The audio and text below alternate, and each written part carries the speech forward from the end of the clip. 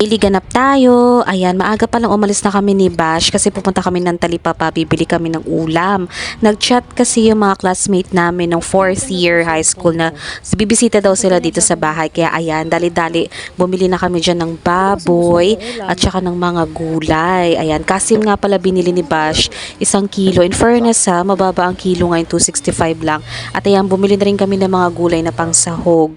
Pagka uwi, ayan, niluto ko na rin yung baboy at si Bash dito naglilinis naman siya, nag-iimis siya ng bahay. Ang lulutuin ko nga pala ngayon ay sinigang. Ayan, pinakuluan ko na dyan yung baboy. Pagkatapos ginisa ko lang yung sibuyas tsaka kamatis. Nung nagisa ko na, nilagay ko na yung pinakuluan kong baboy, pinapula ko lang siya para mas malambot. Tapos nilagay ko na rin tong Knorr cubes at mga gulay.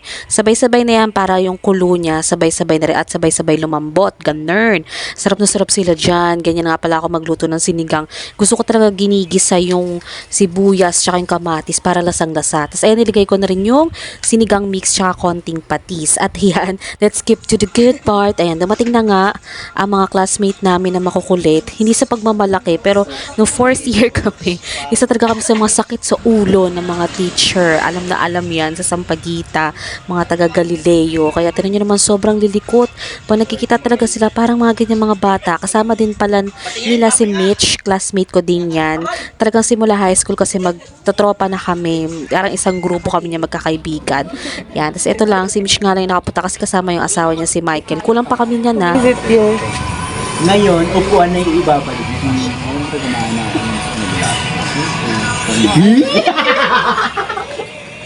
Solid talaga na tropa yan ni Bash. Kaya ayan, tira mo, sobrang likot niya. Kapag talaga kasama niya mga kaibigan niya, lalabas ang kulit, char. Tapos ito na nga, pumunta nga pala kami dito sa May Bazaar.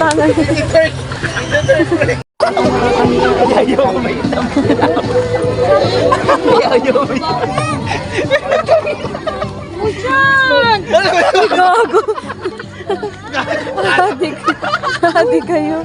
Adik. Bash! Balik mo yan.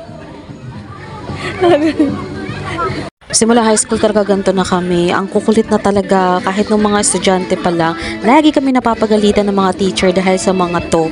Tapos ayan o, diba? Nagsasayaw sila. Dito pa talaga sa tapat ng creative na mga laruan ng pambata. Kaya tuwan-tuwa naman yung mga nanonood.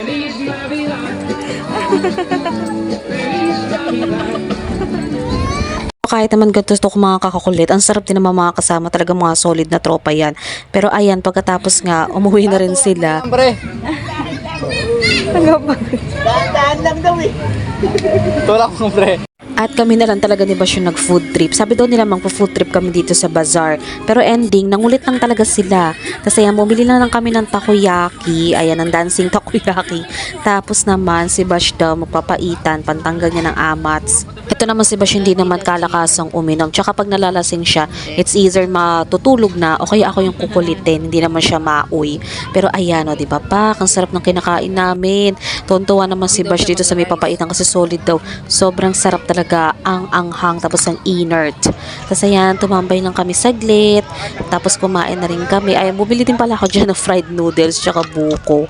Ito nga pala ilan sa mga pictures namin. Hindi na ako masyado nakapag-video kasi nga puro tawanan tsaka ang kukulit nila. Sana sa susunod kompleto na tsaka yung buong reunion na talaga ng section namin.